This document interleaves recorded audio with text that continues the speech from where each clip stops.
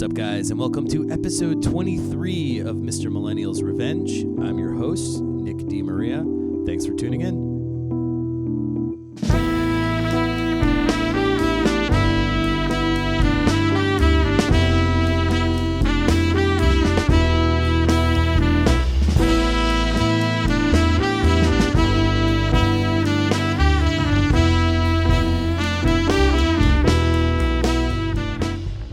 On today's episode, I am joined by tenor saxophonist and former educator, Mr. Mark Kaplan, who used to be my guidance counselor.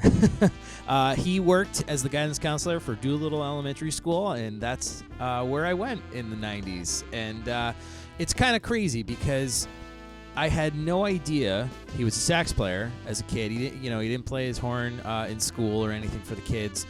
Never collaborated, no collabs with the music teachers or the band teacher in school, and it wasn't until high school at I think a Relay for Life, those cancer walk festivals to raise money. He was playing on stage with a band, and I was like, holy shit! And that's when I made the connection. When I got out of school and started showing up to the jams and gigs and all that stuff in New Haven.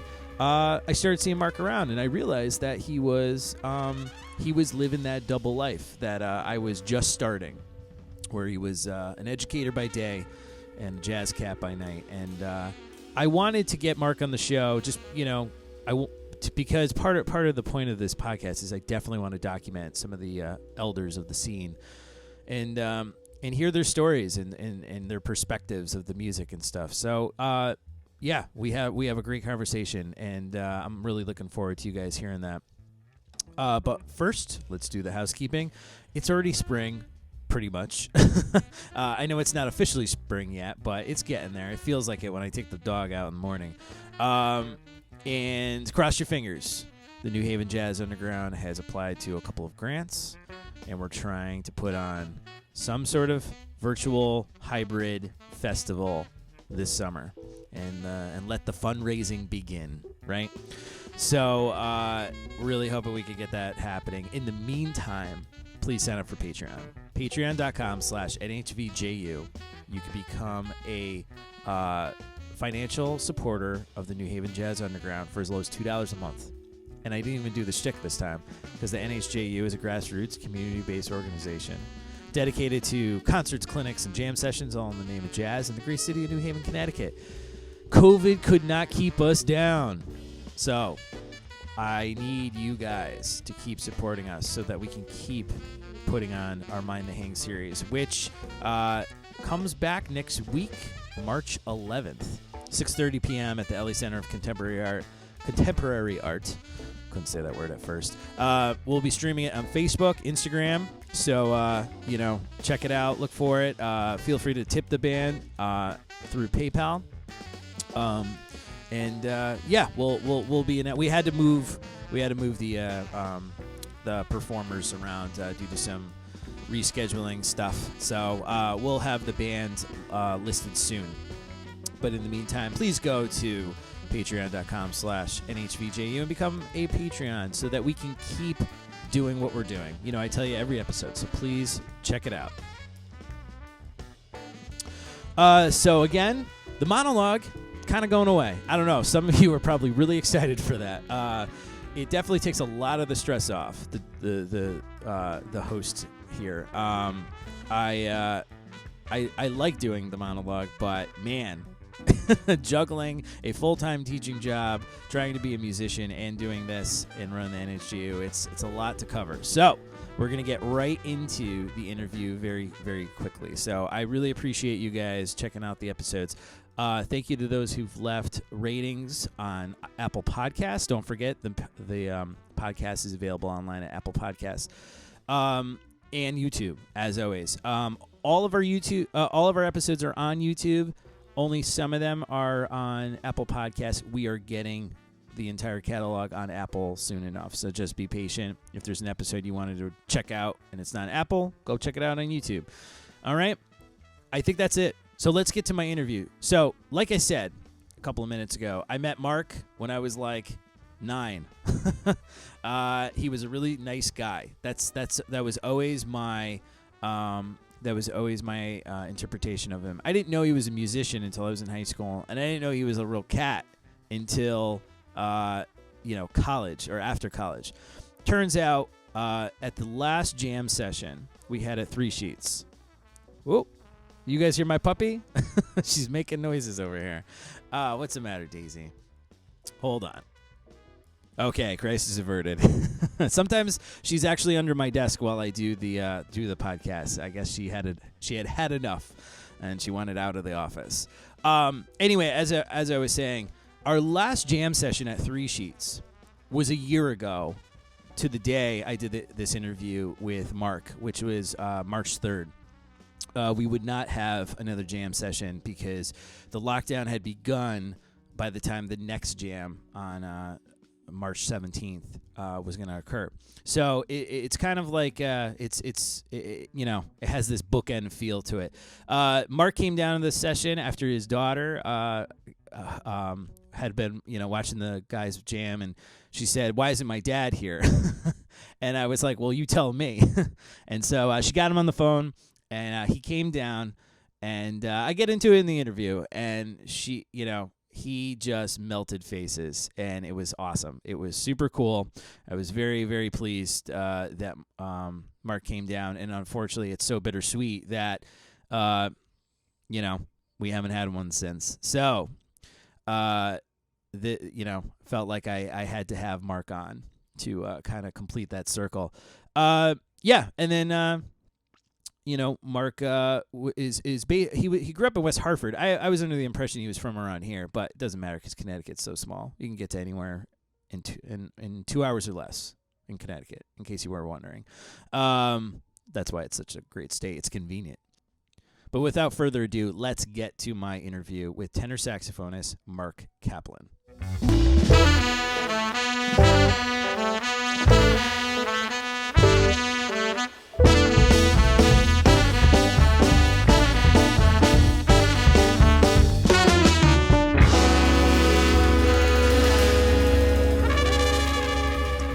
Joining me now via Zoom is tenor saxophonist Mark Kaplan. Mark, how you doing, man? I'm good, man. How are you? Good.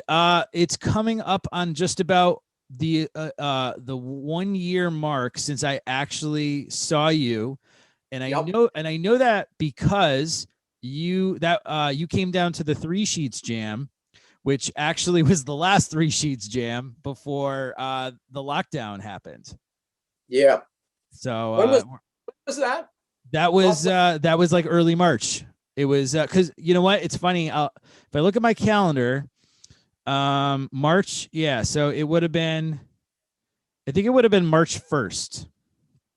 Or yeah, I think March 1st or March 2nd was the last jam because I had to cancel the one that was going to be on March 17th. There was going to be like a St. Patrick's Day.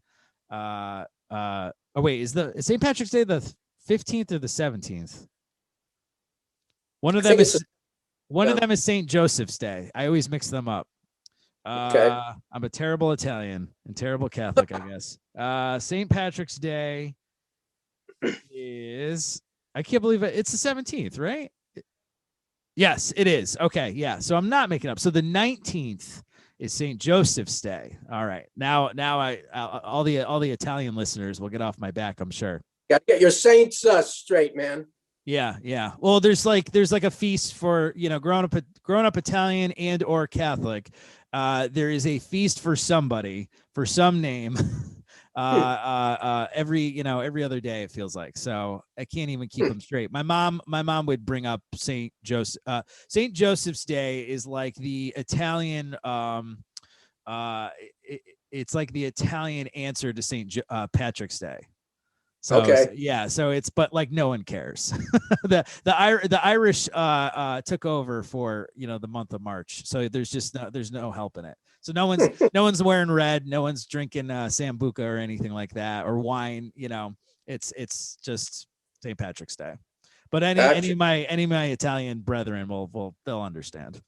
Well, I have to interject here as a Jew. we often invoke Saint Anthony when we need to find something. Okay. Do you borrow some of the saints? Is that how it works? I would say mostly Saint Anthony. Okay. Because we have a lot of Italian friends, and I guess he's the saint of lost things. Yes, he is. Anytime I've lost my keys, even if it's for 10 minutes, my mom's like, well, say a prayer to Saint Anthony. It's like, Mom, they were in my pants from, they were, yeah. Saint Joseph is the patron saint of the home, and a little tidbit I like. Welcome to Catholic Hour here on Mr. Millennial's Revenge. You're supposed to bury a upside down statue of Saint Joseph in your backyard when you move into a new house, and it's supposed to like bless your home. Like, again, where's that? I don't know who invented that. But that's part of the shtick. So, Oh wait, that's a Jewish word, right? Shtick. That's we're like cross pollinating right now. I didn't even realize they did that. Telling you, man, I'm kvelling. My Jewish, or is that Yiddish? I'm not sure, but like my Jewish slang is like very limited, and I'm sure I have no right using half these words. I always like tuchus. I always thought that was a funny word. It's a great word. Yeah. Most of is it Yiddish or Jewish? Like these slang words? Yiddish. They're Yiddish. Okay. So most of my experience with these kind of words is from when Mike Myers did Saturday Night Live. He would do coffee talk. Do you remember that skit at all? No. Mike Myers would, I guess he based the character on his mother-in-law, and it was like this ultra Jewish woman who everything made her verklempt. That was like the first time I heard that word. I still don't know what it means. I think I understand, but he would do this whole bit where he was like obsessed with Barbra Streisand, and I remember Madonna was on an episode, and and he would it was just like this over the top character. But I think most of my Yiddish exposure was that skit in the early 90s. What do you know? So anyway, back to business. Yeah. Our last jam session officially pre-COVID was just about early March, and you were there. You managed to come out thanks to your daughter. Your daughter came up to me and said, "Why isn't my dad here?" And I said, "I don't know. You're the one who's related to him." And we got you down, and that was so cool. And then the walls came tumbling down. Wow. So I can't believe that was just about it was more than a year ago. Sure. Today is the 3rd, right? Yeah. We've hit the year mark. This is like the 1 year anniversary. Man. What have you been doing in the meantime? Oh man. Because you're retired, so you should be like, at least you got a reason to stay home and stay safe, and True. You don't have to commute anywhere and stuff like that. Right. What have I been doing? Taking it a day at a time. I mean, just in general. I mean, not as a musician, but just in general, trying to stay safe. I'm 72, so I have to be extra careful. Sure. And I'm waiting to get my second shot, which will be a week from Friday. Okay. Which all the seniors talk about that. Hey, how? Right. Kids, by the way, I just got my first shot. Sure. Yeah, I'm sure it's like, it comes with the how's your son, how's your daughter, how's the wife. Before. Yeah, right. Now it's my parents get their second shot next week, so I think my mom's my parents are pretty excited about that. I get my first tomorrow. I'm pretty excited. It's as a teacher. Yeah, I knew it would. I'm not surprised it would take this long, but I'm glad that they finally figured it out. If they vaccinate teachers, things can start opening up a lot quicker. So, So the school nurse is gonna. I have no doubt she's gonna get me good. So she's a real pistol. So,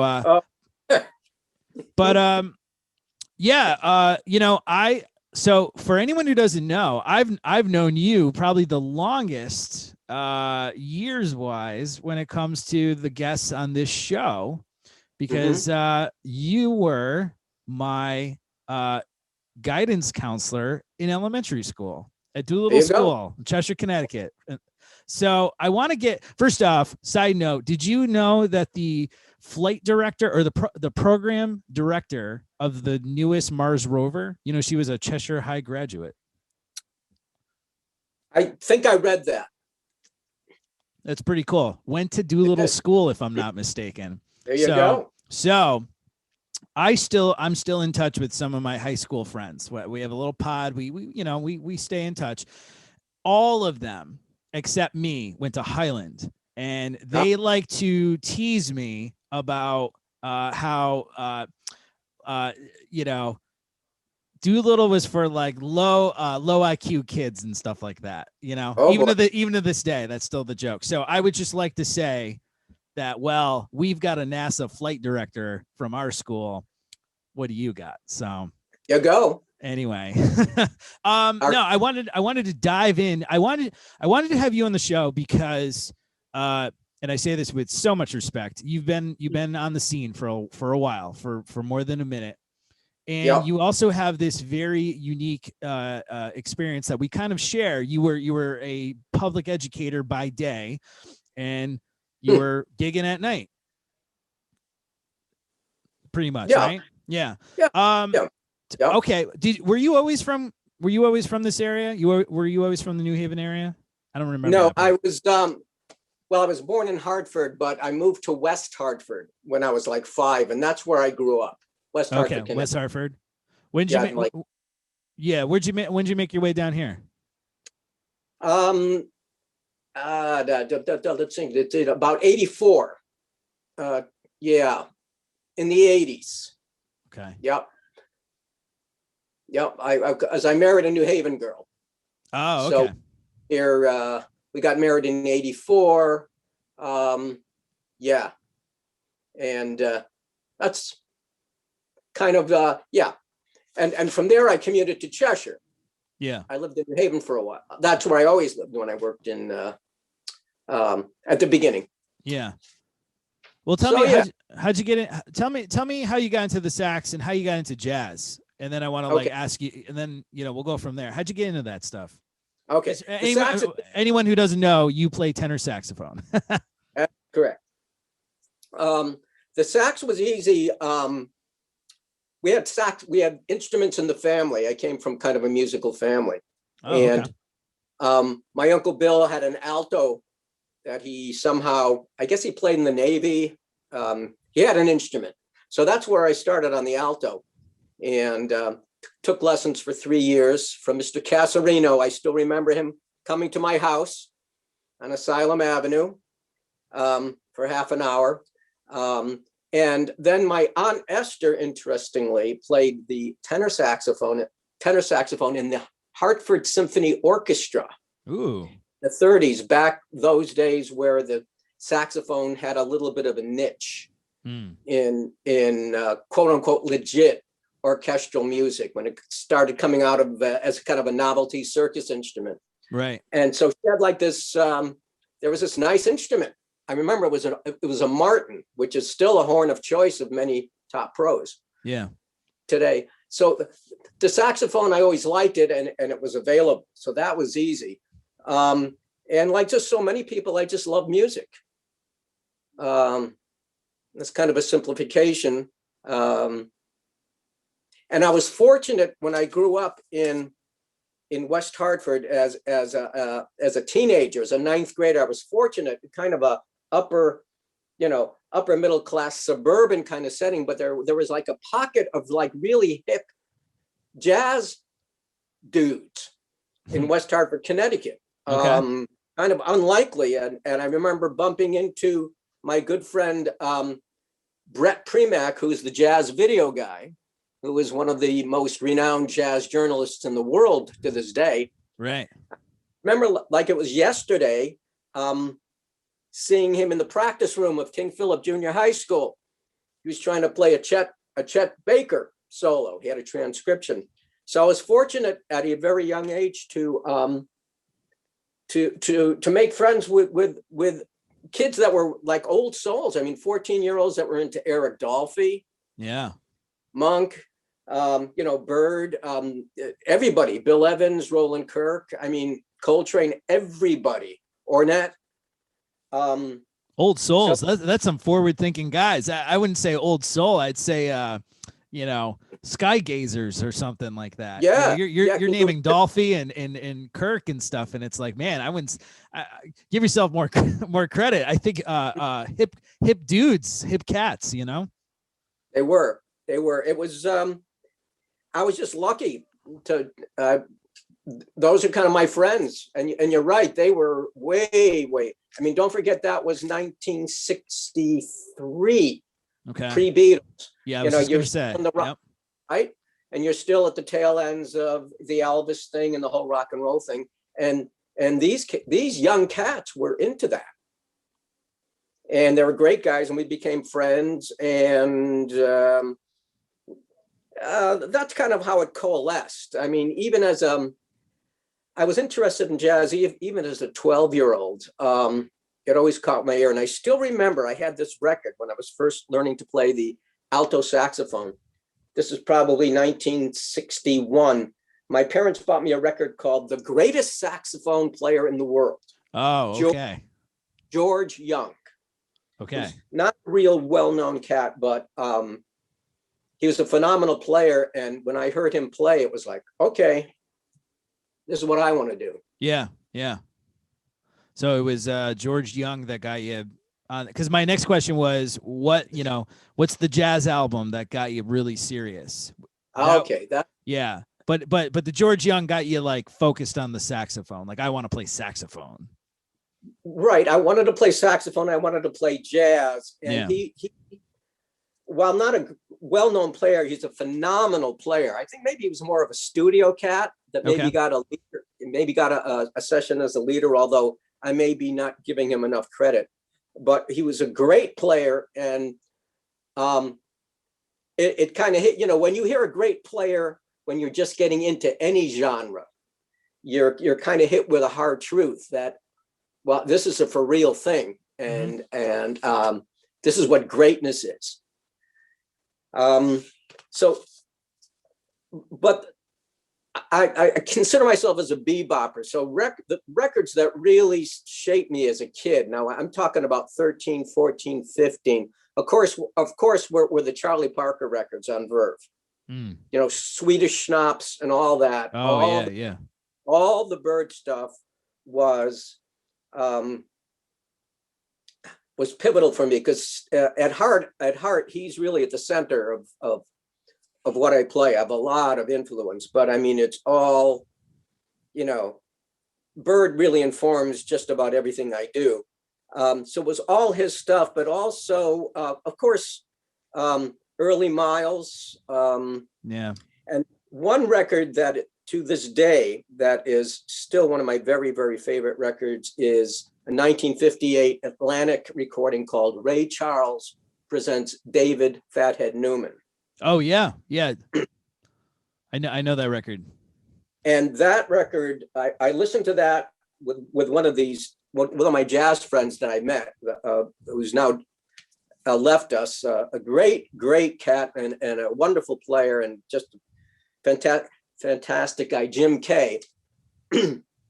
He played me that record, and it just, I was already hip to kind of the sound I wanted to go to as a kid. I did the bebop thing, but when I heard David Fathead Newman play, that was another sound of the instrument that just hit me deep. You know how it is when you hear a sound that just, there's no words for it. It just hits you deep in your heart, and I want to get to that. Yeah.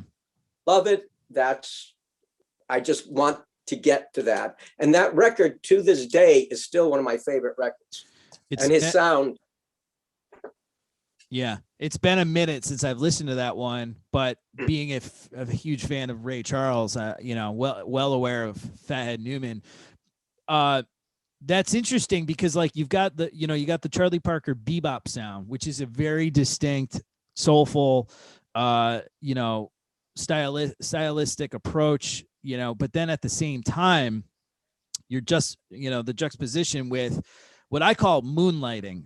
it's a style of saxophone playing that could be summed up as like the Lenny Pickett sound, right? You know, Lenny Pickett from the SNL band. Yeah. That like wailing, soulful, you know, Junior Walker and the All-Stars kind of sound. Cosby Show intro music sound. You know, Don Braden. Right. I feel like a lot of that stems from Fathead Newman. That R&B, you know, that R&B sound, which is totally just as legitimate in its own right as bebop. Like they're just two different sides of a coin, you know, or maybe two faces of the same dice, you know.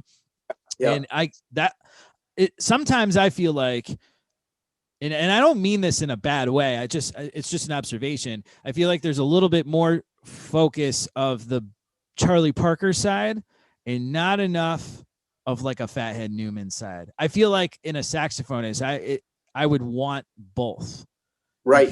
Because they're you know, they're just soulful in their own way, you know, in each in their own way, and provides the music, you know, you as the musician, such a broader palette to work with. Like that's incredible that, you know, you brought up Fathead Newman, because I think he's a very underrated saxophonist.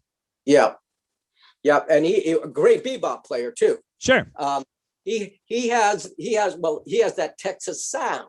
There is a definite Texas saxophone sound. Wilton Felder of the Jazz Crusaders had that sound. Of course, Fathead, Hank Crawford. I'm not sure if Hank was from Texas, but there's a certain thing. There's a very gospel, church, bluesy thing about their sound. And you bring up an interesting point, because you mentioned Junior Walker. He's a huge influence on me. You know, people often ask me, you know, I'll be up, you know, playing a gig, and, you know, we'll be playing like a standard jazz tune, whatever it might be. And they'll say, oh, so, who are your influences? You get that, you know. Yeah. And I'll mention a bunch of people, and then I'll mention Junior Walker, and they'll stop and they'll go, well, wasn't he kind of a R&B player? And I said, yeah, but his sound. Yeah. To me, sound, one of the reasons I love the saxophone is because you use the word palette. And to me, that is 90% of what I strive as a musician, is finding the sound that I like, not the licks, not although those are all very important. Oh, sure. But at least for me, if I don't like the way my horn sounds, nothing else matters. I certainly agree with you. And to keep talking about Junior Walker, there was like a book or a documentary or something. I need to dig into finding this, but it was about the guys who played like the 8-bar saxophone solos. Like Stax Records, Motown Records, you know, Atlantic Records, like, excuse me, you know, I'm trying to think, like, you know, a song by the Temptations or the Supremes, and there would just be like Martha in the, oh my God, Martha Reed in the Veils. Yeah. And, you know, that song definitely has one of those breaks, but it was about these guys, you know, most you know, a lot of them were Detroit jazz players who would like get hired to play on one track, and they played like 8 bars. That's it. And something about, man, it's killing me, but they talked about how this specific gig would like pay the bills, because they would get like union, you know, they make union pay. They play 8 bars. They'd be in the studio for probably half an hour. And, and they're all, you know, especially with the Motown guys, a lot of them they're all the same guy or same group of guys. Yeah. And, I was always curious about who those players were, because I'm a huge. Tell you who they were, man. Yeah, go ahead. I know who they were. Tell me. Because that's you're talking about. Of course, you're talking about King Curtis. Oh yeah, yep. Talking about Syl Austin, Red Prysock, probably some other cats, but Red Prysock, Syl Austin, and King Curtis were masters of that art form, which I call the short solo. Okay. Which is a bitch, because I played in one of the things I've done is played in rock and roll bands. Sure. And it took me 2 years as a trained jazz musician, it took me 2 years to understand how to play a good short rock and roll saxophone solo. I'm not joking. I believe it. Because you have to think in a totally different way. You have to put on pause all your theory and, chops and this and that, and just really surrender to the groove. Yes. And to the melody and the purpose of the song. And these guys knew how to do that. Right. And that is an art form. And I know what you mean, because I listen to those solos all the time and I am just knocked out, because there is no hiding. You've got to jump in. You've got maybe 8 measures, 16 at the most. Yep. And you've got to jump in and you've got to own it. Right. You've got you got a very short amount of time to make to make a big statement. Right. Yeah. And I'm looking, you're making me think of a group I really like is the Memphis Horns, which was they were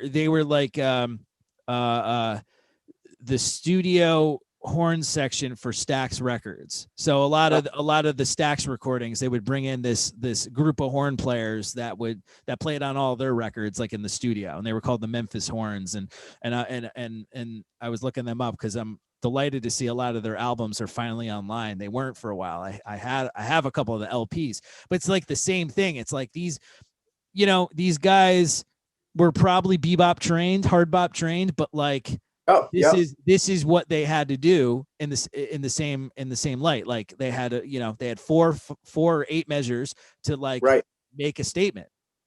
Yep. Yep. Definitely a different style of playing than I think most jazzers are used to. It's hard. It sounds so easy. Yeah. It sounds so easy, but if you're coming from a different school, bebop to rock is, and I'm talking about doing it right, and playing R&B and funk right. When I say R&B, I'm going back to the 80s, Earth, Wind and Fire, and, sure, Rick James and that kind of stuff. You just have to step into another world, man. Yeah, and you're in a different. It's another hat. It's another. It's another tool in your belt. It's not the hammer. It's the ruler you got here, or the measuring tape, or something. It used to drive me crazy because in college I had a couple of friends who were real bebop, fanatics, we'll say. And anytime they heard a horn solo that wasn't running up arpeggios and bird licks, they would roll their eyes at it. And I would be like, this stuff is still good. Just because they're not playing the bebop scale doesn't mean they're not playing legitimate music, That's right. Real quick side note, I looked up your your guy, George Young. He's still with us. No Born kidding. in Philadelphia, is according to Wikipedia, he's still alive. He seems to have been a studio musician primarily. And he played with the Saturday Night Live band, which is really interesting to know. And he was a contemporary of Ronnie Cuber, who I love, Dave Sanborn. Oh, sure. And I guess he led a group with Harold Danko, and some other names I'm not too familiar with. But he's got one album listed as a leader, 1962, Presenting the Unbelievable George Young. That's it. Yeah. Presenting the Unbelievable. The Unbelievable. What a record, man. I mean, when you told me about it, I was like, the marketing alone. Oh, man. Yeah. But this is cool. He was on Conquistador, Maynard Ferguson's album, Soul Village by Walter Bishop. Soul Village. I know I have an autographed copy of that album, because I met Bish a couple of times. Oh, wow. Wonderful cat. Wow. And then he was on Dr. John's City Lights.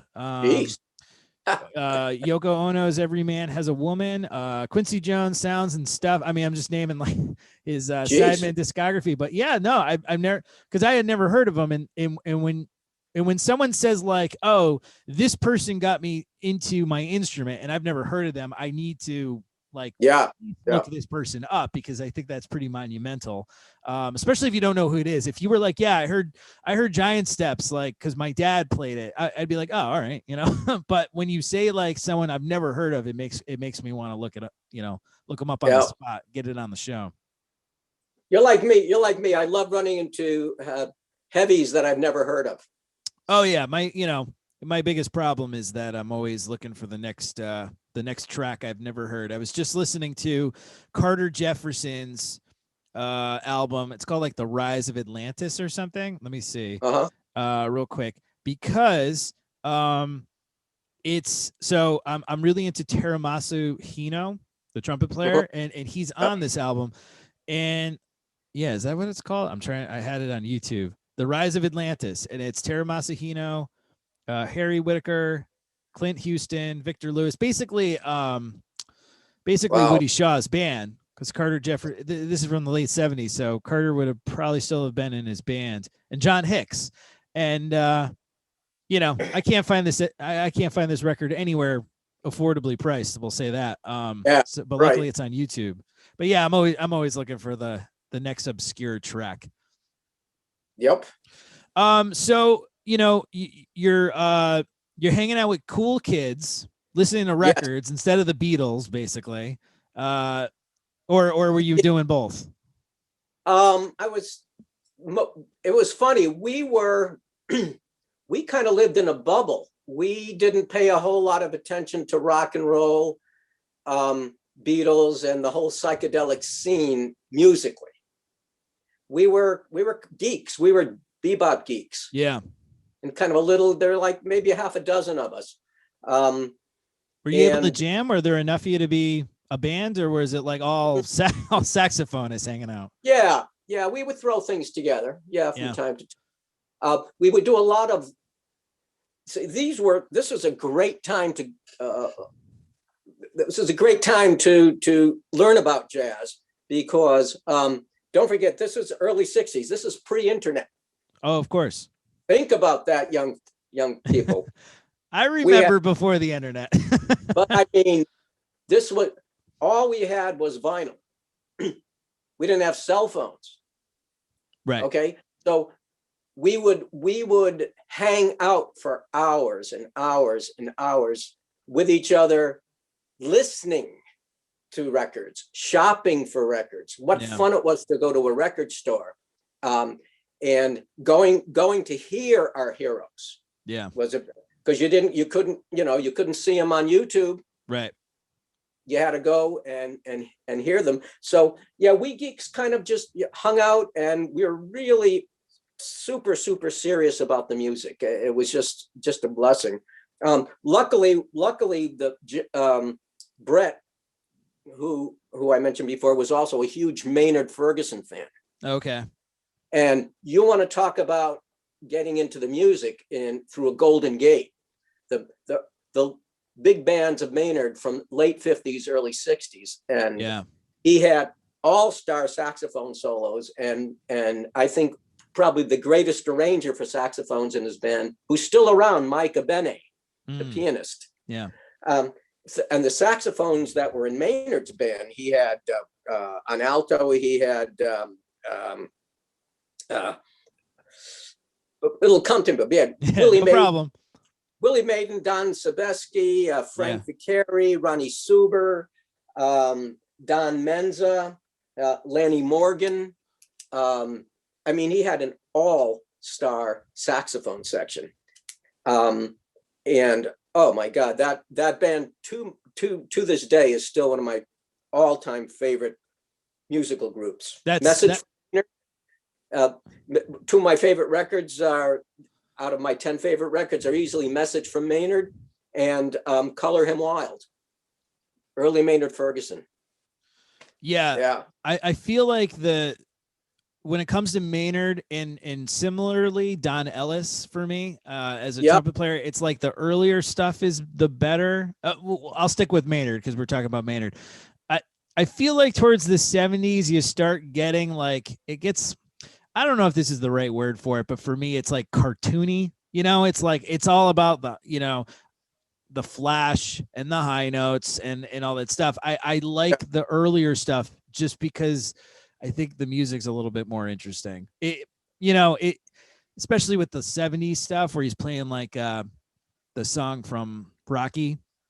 Right. It's like I like that song Gonna Fly Now, but it, that like crossover kind of stuff and then like playing all the screeching notes on top of it, it's not as interesting as like his earliest stuff. Like I would also prefer early Maynard over like, I guess, peak Maynard, perhaps is what you could call it. Don Ellis is like that too. If anyone's familiar with Don Ellis, like his earlier stuff's really hip. But then like that basically when he got on Columbia, like it was like a cross between Maynard and Zappa, and it's just kind of weird. I don't know. It throws me off. And so when it comes to those guys, it's all about the earlier stuff. Well, that's where I'm at in terms of my ear. I'm still not stuck, but a lot of my favorite players were from that early, the Prestige Blue Note era. Oh, sure. That was such a wonderful time to be exposed to the music because there were so many individual voices and personalities. I mean, think about that. Not only did you have, the swing players, the Ben Websters, Coleman Hawkins, the Benny Carters, Johnny Hodges, those wonderful pre-Bird players. Then you had the crossover players who had kind of one foot in each camp. You had Lester Young, Gene Ammons. Later on, Don Baez, Benny Golson. Yeah. And then you had these cats like Stanley Turrentine, Hank Mobley, of course, John Coltrane, George Coleman, and Dexter Gordon. They all had their own voice. Yeah. And I don't know if that's true now. I was talking to my teacher about that like 2 days ago, because I still, thank God, can maintain my lessons via Skype. And we were talking about not that things are better or worse now, but back then in the late 50s to early 60s, the great saxophone players really sounded substantively different. Yeah. You could tell two notes: Sonny Rollins from Hank Mobley, from Stanley Turpin, from George Coleman, from Frank Foster, from Johnny Griffin, et cetera, et cetera. Two notes. These days, I think it's different. Well, from my perspective, because I don't disagree with you, I think my take on it is you have your pre-Bird guys, you have your Bird contemporary guys. So by that, you have musicians directly influenced by Bird who knew Bird, so in that regard, I'm talking about Jackie McLean, Hank Mobley, Sonny Rollins, Sonny Stitt, those kind of guys. So from there, you get your combinations. So, there was a time where Coltrane sounded more like Sonny Rollins and Bird than he did himself as he created his own sound. Then you have all the offshoots of him, the Archie Shepps, the Pharoah Sanderses, the Marion Browns. You've got Joe Henderson, who's like, to me, Joe's got the Lester Young, Sonny Rollins kind of sound going on because, and then from there you got like those offshoots. So then may I interrupt you? Sure. Okay. You're on a great roll, but when you talk about where Joe Henderson came from, Joe, by the way, I think is one of the handful of true improvisers in the history of the music. Okay. But if you want to hear where Joe came from largely, listen to Junior Cook. Oh, Junior Cook. They sound, I mean, I say this tongue in cheek, they sound exactly the same as each other. I love Junior Cook's playing because he sounds like Joe Henderson. Okay, so if it's the other way around, I'm interested in that. I'll tell you that. Okay. Barry Reed told me that. Interesting. And Barry, I'm sure a lot of your listeners know Barry. Barry is one of the, I don't use this word loosely, easily one of those brilliant musicians I've ever met. Mm. Intellectually, technically, he's been around, and he knows the history of jazz. And he told me that once. We were talking about Joe Henderson, and he said, listen, if you want to hear where Joe, not 100% where Joe came from, but if you really want to hear some of Joe's roots, he says, check out Junior Cook. And the timeline would make sense because Junior was playing with Horse in the, in the late 50s up until the early 60s. So yeah, I guess the timeline works there. I always noticed Junior Cook's Joe Henderson similarity in Freddie's bands in the early 70s because I kind of thought I always had this inclination that Freddie hired Junior because at the same time Joe was trying to be his own a leader in his own right. So getting Junior was as close as you're going to get to Joe. And we're talking about like the Red Clay, First Light era, where Straight Life era of albums, where Joe is on the studio album, but he's not in the working band.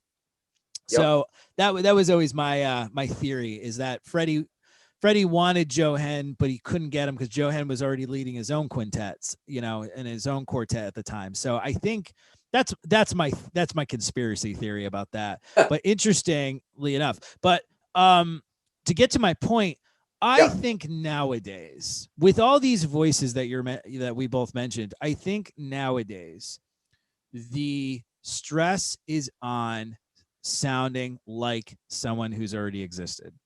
I agree with you. Yeah, I think there's, if you go on Instagram, if you go on Facebook, mostly Instagram, you will find most videos posted are of cats playing transcriptions.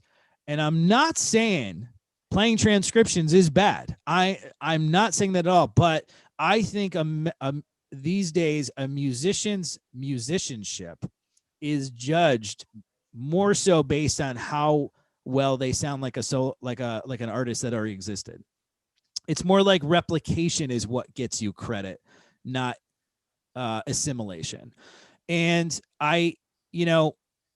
running the Jam kept me interacting with a lot of younger musicians, because I had the kids from Hart, the kids from Westcon, the kids from SUNY Purchase, they were all coming. So I was always interacting with a lot of young players, and I would use them myself. If I needed someone to fill the drum slot, I could call a kid from Hart, Westcon, whatever.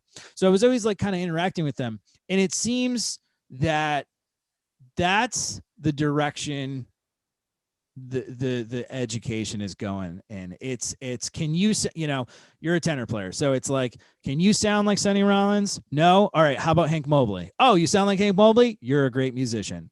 Instead of having you try to absorb all these musicians and eventually come to your own sound. So I think I just think it's a cultural thing. I think it's a generational thing. I think it's because there is a industrial complex when it comes to jazz education now. It's you know what I mean? And that's why you don't hear more people kind of stand out. But the thing is when they do, though, they do make a statement. Mm-hmm. So, there's only so many trumpet players on the scene that like really stand out to me, because I think right now there's a specific sound everybody's trying to get, and if you don't have it, you're not part of the cool kids, right? So right. It's kind of like that, and I know that not everyone's going to agree with me, but I think that's what it is. I think it's instead of people realizing how Jackie McLean got his sound and trying to copy the approach he used, they just copy his sound. Do you know what I'm saying? Like Jackie, Jackie's a great example because you got him. He's a bird disciple, right? He's even you could find interviews of him saying that. So I feel comfortable saying that. But then like he discovers Ornette Coleman, and then Ornette's influence really takes off. And so I feel like Jackie McLean's playing is his own, because he's got Bird, Ornette, and Sonny Rollins like mixed together within himself, and then his own interpretation of it. Sorry about the sunlight coming in through the window. It's okay. You know, my mentor Eddie Henderson, he talks about this stuff all the time. You know, his idols were Miles, Freddie, Lee, and Woody Shaw to a great extent, and he just assimilated all those voices in into his own perspective. And you know, that's why I've always been grateful for his tutelage, because he was always like that with me. He was like, you know, he would ask me all the time, what do you want to sound like? Or what do you think you sound like? And I would just be like, well, I just want to sound like you, you know? And he would laugh, and he'd laugh, but he'd be like, well, I get what you're saying, because I used to say that to Miles Davis, but you know, you got to find your own voice. So I think the this long-winded version of this answer is that I think it's just a cultural thing. It's a focus on sounding like something that exists, because then you can measure it.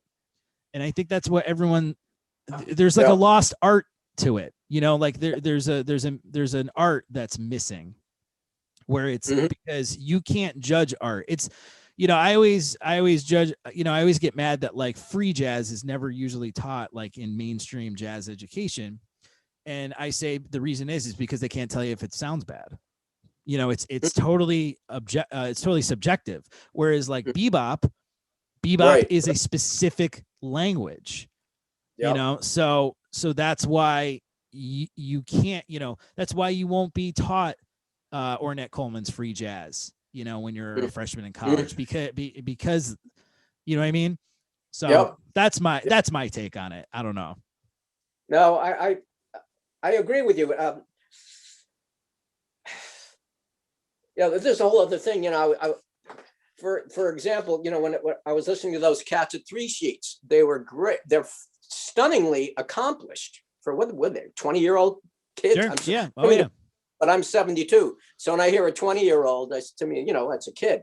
And they were doing shit that I can't do. I mean, I didn't practice what they practiced. Sure. At the same time, there was I don't want to be critical, but there was kind of a predictability about what they were playing. I kind of knew when they started soloing. I said, okay, I know what you've been practicing. And I was kind of like, let me hear a little bit more of you. But that's not a knock on them. I think it's the environment I think it's very competitive for a young player, especially if he's in a university setting. Yes. I mean, there's a prescribed thing. I mean, there's so much out there on the internet, and we have the freedom just to learn to be ourselves. You know, back in the 60s, you know, just listen, and, you know, I'm not sure. It's just, to me, it was more natural and more personal, a more natural way of learning to play. And yeah. I'm thinking already that someone can counter my argument with, well, you need to, you know, what did Clark Terry say? You have to imitate before you can assimilate, or something like that. And I get that. I just feel like the assimilate, innovate steps are not stressed, just the imitate stress, you know, the imitate. And with, you know, see, I'm at a unique age where I'm very much of the internet generation, but old enough to remember before it invaded our lives. And when I was first out, you know, when I was in school and when I was out of school for several years, you know, Facebook wasn't on your phone. Instagram wasn't invented yet. So I agree with you. I feel like I had that ability to be myself because there wasn't the constant bombardment of what everybody else is apparently sounding like. You know, nowadays, I think it's so in your face, you know, going back to 2008, 9, 10, I still had that wiggle room because like YouTube did exist, but I wasn't seeing people play on their social media accounts as easily as I am today. So I think there's that. It's like that manufactured pressure to have to sound, to have to be doing things or sounding a certain way, or, you know, so on and so forth that we're talking about. Yeah, I think it's much more competitive for these young players. And again, these guys I was floored by how well they played. And they played with a lot of fire and a lot of spirit. They were floored by you. Well, I'm kind of a dinosaur, but they were. Hold on one second before I have to interrupt you, because you came down to the club and I said to a good buddy of mine, I said, this is Mark Kaplan. He's a tenor saxophonist. He is going to chop all these guys' heads off. Watch this. And he laughed. And you did. You played, I don't know what tune it was. It was like all, you know, it was like Softly or what's that? It was Tenor Madness. Okay, you remembered. And you just played this you played a great solo. And I watched all these 21-year-old kids' jaws drop, you know, and there was and it was so nice because you got like this great reaction after your solo. And and my buddy, like, you know, elbowed me. He's like, you weren't kidding. And I was laughing about it because I know, you know, I've always been. Hold on. Oh, I pulled my microphone out. Whoops. Okay. Anyway. Yep, you're good. Okay. Sorry about that. But you know, I knew you're playing, but I knew they didn't know you're playing. So that was what was so enjoyable about that night. Everyone was talking about you. It was great. Well, I appreciate that. And another point I want to make about perhaps the advantage that I had developing is the blues was a huge part of bebop. All the players that I've mentioned were great blues players, very influenced by the blues, and brought that bluesy feeling to bebop, to very sophisticated. George Coleman is a great example. There's no one harmonically more sophisticated than George, but he's so bluesy and so soulful. He can, you know, he can make you cry. He can take you to church, and then he can just take you out on some alto dominant that nobody ever played before. But all those great players were embedded in that church gospel bluesy sound. Sonny Rollins, even Coltrane, very, very bluesy. And so it was like kind of not expected, but it was kind of like the ethic was, you know, bare your soul when you play, man. Yeah. Shout, play the blues. And I'm not sure that's part of the vibe that of the young players today. And again, I so don't want to sound critical. In a way, I feel like it's okay. They're just missing something. Maybe just because of the times we're in. I don't know. What do you think? Well, here's the thing, and you know, I hope I don't ruffle too many feathers, but here's the thing, because I know exactly what you're talking about, and I'll say my stance on it, and then I got a question for you. I didn't grow up with that. I didn't grow up with the blues. You know, I grew up like, you know, your standard New England, you know, Connecticut City Italian Catholic kid, you know, who eventually grew up in the suburbs. I had to learn about the blues as opposed to being raised on the blues. Do you understand you know what I mean? Okay. Like, you know, the drummer Trevor Somerville, great drummer. I went to college with him. Man, he learned how to play drums like in his church. You know, he's like of that classic gospel, you know, started in the gospel church vibe. You know, he had been raised on the blues. He knew what the blues was since he was like 3, right? Where I'm like shortly graduating high school, and I have to understand like this cultural, historical, musical concept that's so important to the music I want to devote my life to. I didn't have the exposure of it that I think someone like George Coleman did. So my question to you is, how do you feel about that? Like, grown up Jewish, like, you know, I only went to one bar mitzvah, and they weren't playing like the tambourines and shouting and, you know, playing playing the tunes you would hear in like the African American church. So like, you know, how do you agree with what I was saying, with what I'm saying? Because basically what I'm saying is like, to be very frank, there's a lot of white kids who don't grow up with the blues and they're playing jazz, and that might very well might be a huge part of it. Well, it's interesting. I mean, as a white kid in you listen to Charlie Parker, you're listening to the blues. Yes. You listen to, you know, Sonny Rollins, you're listening to, perhaps to me, the most complete, and I hate to say, you know, the most this, the most that, but if someone was to say, you know, who embodies what tenor player embodies all the great things that you love about jazz, if you had to pick one, it would be Stanley Turrentine. Okay. Because Stanley Turrentine, first of all, is playing he's playing like he's in church. Sure. He's playing that, he's got that gospel bluesy shout kind of thing, plus a very sophisticated, obviously, palette of bebop playing. So, you know, you don't have to listen, you don't have to be a white kid, you don't have to know who Muddy Waters is and and John Lee Hooker and T-Bone Walker, you know, and all these cats to know what the blues is. If you love Charlie Parker, Blues for Alice. I mean, come on. Yeah. But being Jewish, I'm probably going to say something I shouldn't say, but all my musical heroes are Black. They've always been.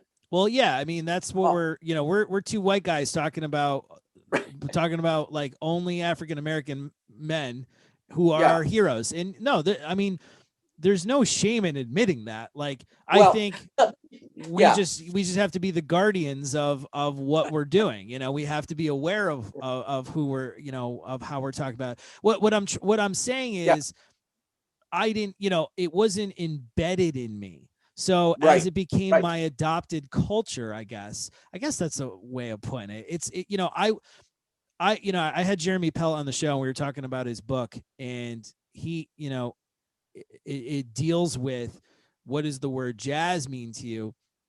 And there's a part of the book that resonated with me. It was like, you know, the following people were considered jazz musicians, and he, you know, Thelonious Monk, Miles Davis. I want to be considered a jazz musician the way they were.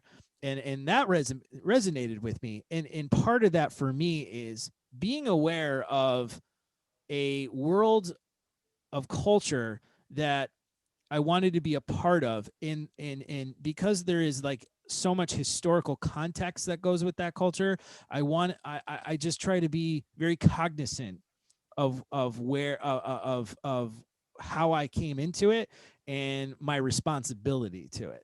You know, so I don't know if I'm rambling, but basically what I'm saying is like I grew up white and middle class. So what did I know about the blues? You know, so it was something I had to learn, and upon learning it, I learned to respect it, to respect those musicians and understand the work that went into it. I'm not saying that like had I grown up different, maybe it'd be easier for me. I'm just saying like I think it's a matter of exposure. But then you talk about, you know, if you're listening to Charlie Parker, you're listening to the blues. Yes, sure. There is an element of younger musicians who are not listening to the greats. They you know, music started in 1995 for them. I totally get that part exists too. Yeah, I totally get that part too, because you'll have guys who have no historical context about certain records. They don't know, you know, what was going on. You know, to be specific with you, they don't know what Lee Morgan lived through upon recording Sidewinder. You know what I mean? Right. It's like they just know Sidewinder's a killing album. Well, they don't know that like it was his return to the music world after being off the scene for a couple of years because of his afflictions. And you know, and how he wrote the title tune on toilet paper and all this stuff, like on in the studio. And you know, that's that's the element that could be missing, and that can come out in the playing, because if you don't know about the historical aspects of it, yeah, it could hurt your interpretation of it. That's, I think I'm very long-windedly trying to explain. It's like, if you want to play this music, you also have a responsibility to this music and its culture and its origin. Yeah. That's very well. Funny you should mention Lee Morgan. I just got his yesterday. I got his Aebersold book in the mail, because I practiced a lot to Aebersold, in this Sure. COVID.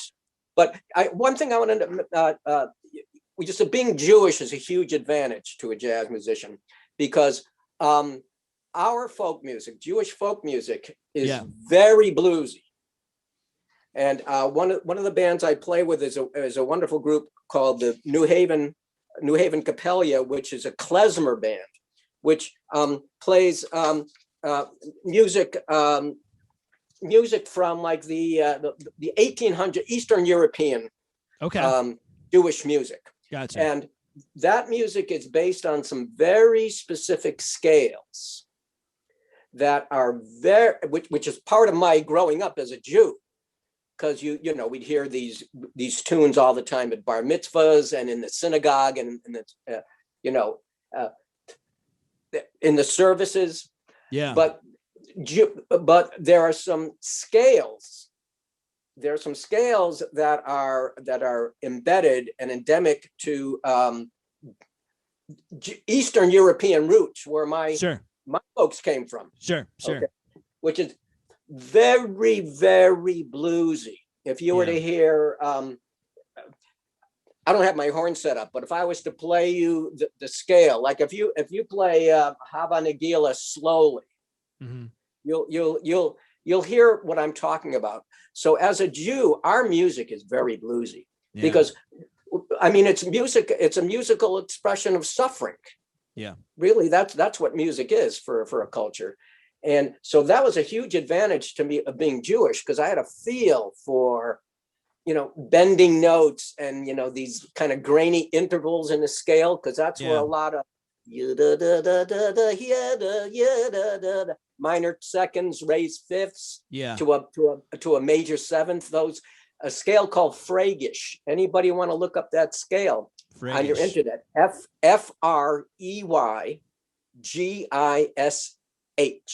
Got it. And a very simple scale, and you will hear, man, that is bluesy. Yeah. So that was an advantage to me. Because listen, think about some of the great jazz players that are Jewish: Stan Getz, Bobby Mintzer, Bob Berg, Michael Brecker, right. Al Cohn. Yep. A lot of these leave me, but there are a lot of great Jewish jazz players, and Italian, as you know. Oh yeah, a lot of the West Coast guys were Italian. Not just West Coast guys, man. All these monster players like Sal Nistico and Frank Vicari, Frank Vicari, and all those nuts great players. Yeah.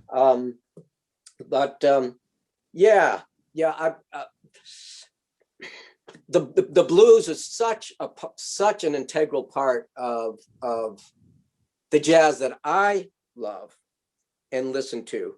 Right.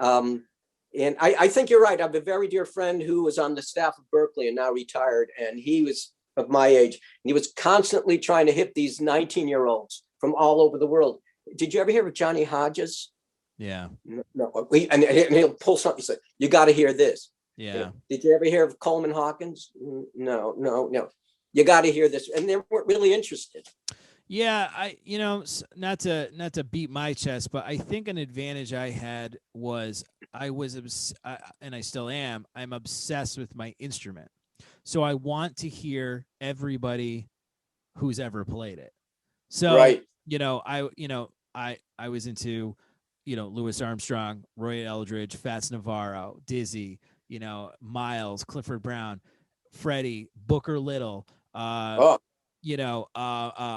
Cherry, Lester Bowie, you know what I mean? It's like there were all these offshoots of other cats, and it's like I wanted to hear them, and then you start cross-pollinating.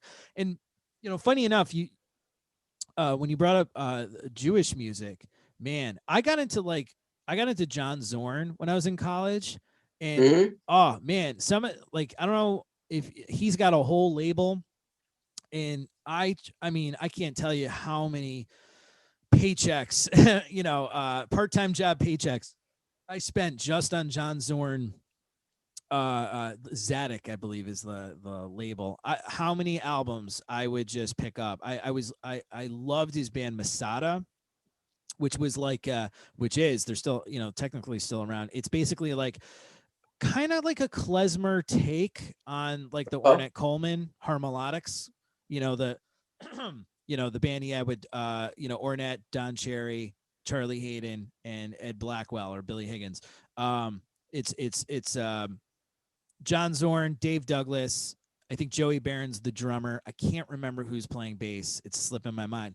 But you get this like Ornette Coleman quartet vibe, but they're playing Jewish themed melodies. yeah, yeah. And I mean, that stuff blew me away. And all it did was just further my lament that there's just so much out there that I wanted to be exposed to that I didn't, or just became aware of. And Jewish music and like Middle Eastern music and music of Central Asia and West Asia, like, man, that stuff is so good. And then and then eventually around that time I got into like different music in Africa, and it's just like Oh, I please. wish I was exposed to this stuff so much younger, but it how would I have been, basically? But Well, yeah, yeah. I know, I know. One band that I play with, and I can't wait for this. I'll watch my language. I know you said I could be free with we my have an E rating online. You You could do. swear. Yeah, you could Yeah, swear. well, I was going to say this fucking virus. I play with an Afro-Cuban band out of Bridgeport, and Oh, nice. you want to talk about another man? I'm telling you, man.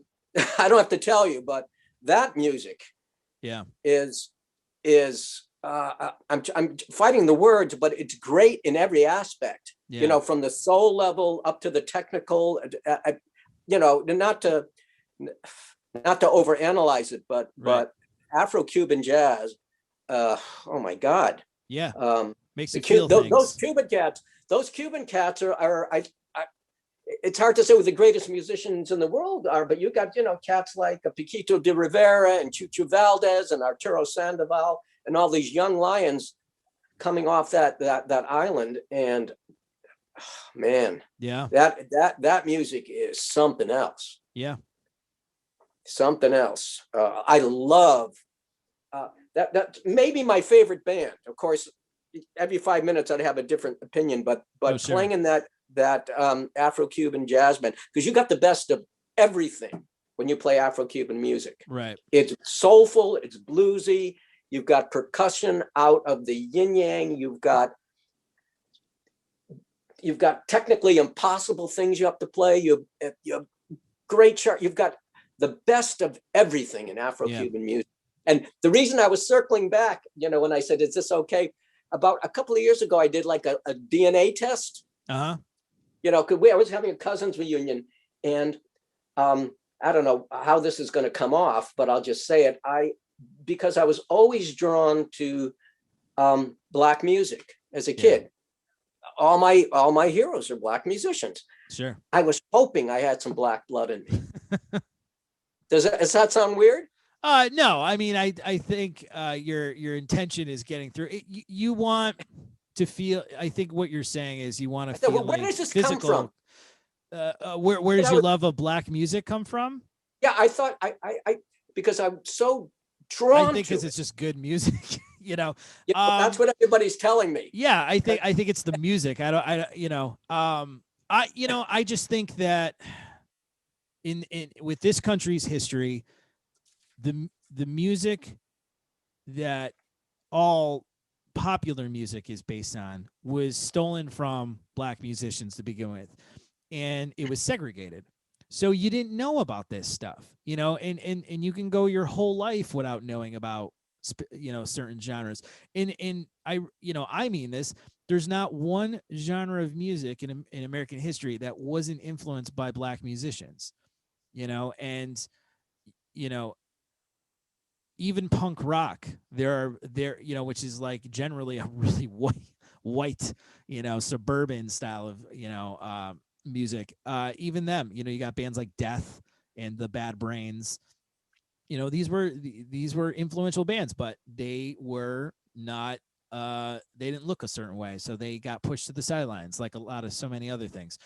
You know, I think just good music is good music, and you and I are just fortunate enough that, you know, we picked up horns as kids, were exposed to certain musicians, and that just planted a seed that sprouted this tree of appreciation. That's all it is. You know, Yeah. I don't think it's not a it's more of a culture thing. I think it's just like, you know, if you are lucky enough to be exposed to someone like King Curtis or Fathead Newman at 11 years old, your worldly outlook is already broader than a kid who's not, you know. I think of my best friends growing up when, you know, one by one they started like quitting school band and stuff like that. And, Mm-hmm. you know, I feel like their musical tastes reflect that. Whereas my friends that stayed with band, our worldviews got bigger and bigger through the music. So when we got to adulthood, we had this a little bit more open-mindedness. I think that's just all it is. You know, you could be into Indian ragas, but if you don't know, if you never heard one before, how are you even going to know about it? You know, so I think that's just what it is. And, you know, the musicians we honor and love were very vocal about who they listened to and who they liked. You know, pick a jazz musician, he'll tell you who he's listening to. You know, Right. someone who's contemporary or someone who, you know, like Hank Mobley. You know, you can find interviews of these guys talking about who they dug. So I think it's not so much it's human to want to know why. You Yeah. know, so like in regards to your DNA test, I think like it gave you an answer as to why, but it's the Zen answer is there is no answer. It just is. You like Yeah. the music. You know, I'm looking you got two pictures of Coltrane behind you. Yeah. I got my room full of Yeah, them. sure. He spoke to you. That's all. You were lucky enough to be exposed to him, and he spoke to you, and that's all that matters. He was still a human being, you know. And I think unfortunately the the pain of our society's history is what makes it an issue, because it was segregated, you know. So I don't know. You know, that's Yeah. my. But we have a few more minutes left, so Okay. I want to Cool. know what the Connecticut, New Haven music scene was like in the 70s, 80s when you were first playing those gigs. What was it like? Because sometimes I notice on social media, you post pictures of yourself playing in, you know, gigs and stuff. And I'm always like, man, what? I wish I could have heard whatever band that is playing, you know? What was it like? Where were some of the clubs you remember? Well, I'm not a New Havenite, so I was never part of the New Haven scene in the 70s. Yeah. So I can't really tell you what was going on there. You know, I was amazed at the history of New Haven back in the 60s and 70s, and the clubs they had here were unbelievable. Yeah. You know, but I mean, I really didn't play much in New Haven much before, maybe 15, 20 years ago. Oh, okay. So okay. I can't really tell you about that. Yeah. Where were you gigging then in those early days? Where were some of those gigs like? Well, growing up, I was in a bunch of these indie bands, you know, these groups called, back in the early 70s in West Hartford, groups called Portrait Blues, Solstice, Another thing that I was just lucky was to be with young people that were just happened to be brilliant. Yeah. For example, I played in a band in the West Hartford area back in the 70s called Portrait Blues, which was led by Grayson Hugh. Now, I don't know if you know. Grayson is not. Grayson's hard to categorize, but a brilliant songwriter to this day, a brilliant performer to this day. Look him up, Grayson. Yeah, I'm looking him up now. I'm kind of a journeyman. I don't quite know how to, just indie bands, throw together bands. I was never much of a leader of jazz bands, more of a sideman. Did a lot of rock and roll stuff, played in oldies bands.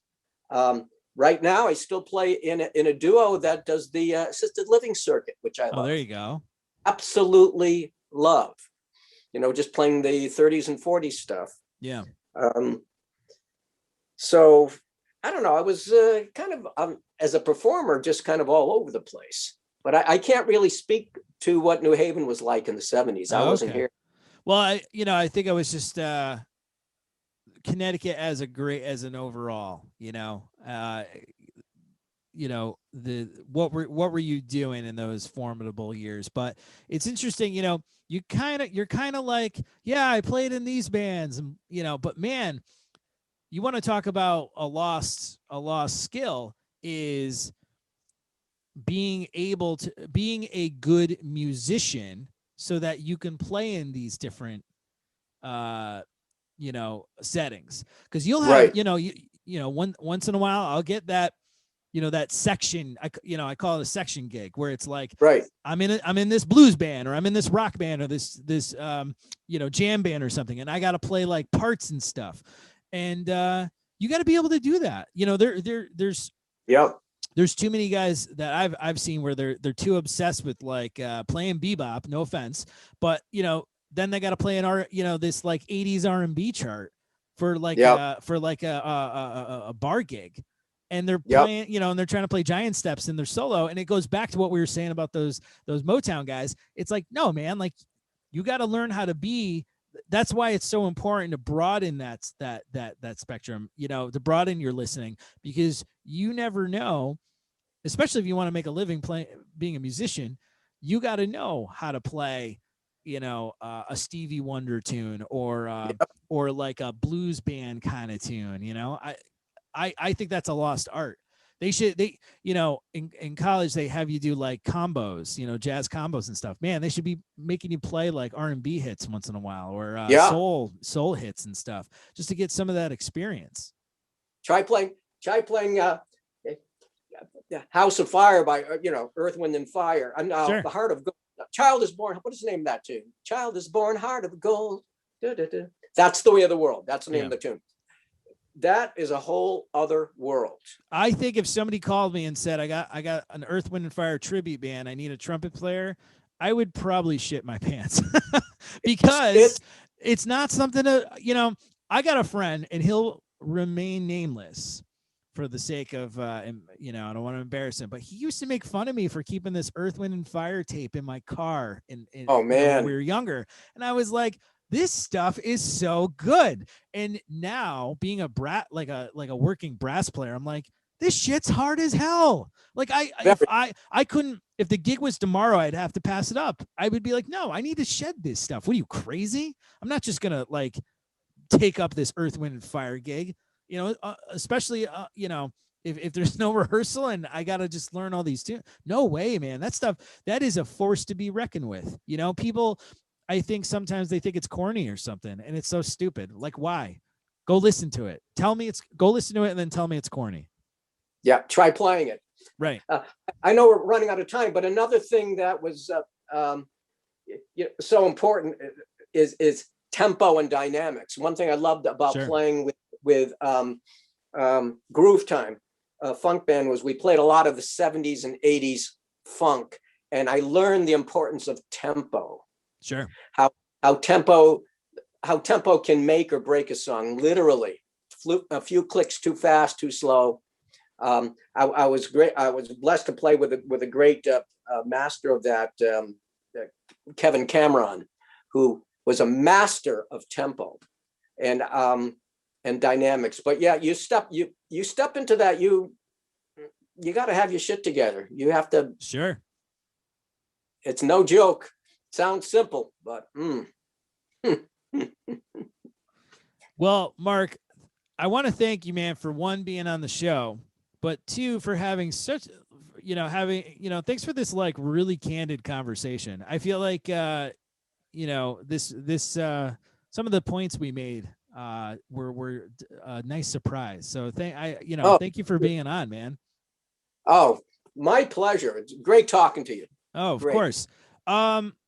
When the world opens back up and the older folks and the teachers are gigging again, make sure I want to know about, especially that Afro-Cuban band. Make sure you let me know about it. I want to, my post-COVID world goal is to get out and see more music. I know that's such a fluffy, stupid thing to say, but after only living a year without not only being able to play music, but to see music, I'm going to definitely make a goal of catching folks. So please, please let me know when you're playing, especially the Afro-Cuban stuff, man.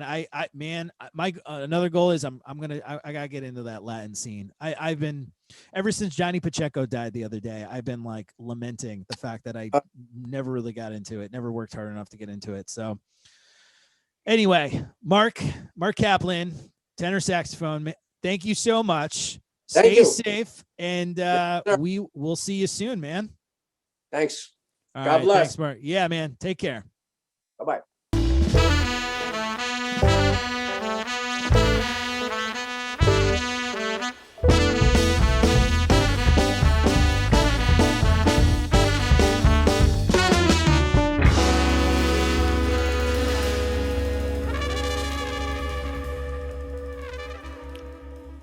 And thanks to Mark for being on the show. I hope you guys enjoyed that conversation. It was certainly very enjoyable for myself. And I wanted to bring something up, and I left it for the end of the show. I mentioned in the interview that the NASA flight director, program director, I believe, for the Perseverance Mars rover is none other than a Cheshire High graduate. And I actually hung out with her brother in elementary school, a little bit of middle school. I believe I was on the track team with him. And we all went to Doolittle School. And there's some friends of mine. I love them dearly. They're friends from high school, and we still stay in touch. And all of them are from a rival school. A school called Highland. It's located next to the dump, if you get my drift. And I was always teased, and still am to this day, that Doolittle School was always the worst of the schools to go to in our town.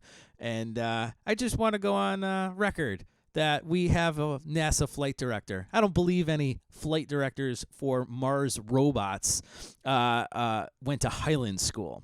So it was great to have Mark, come on and prove that I went to the superior school, clearly.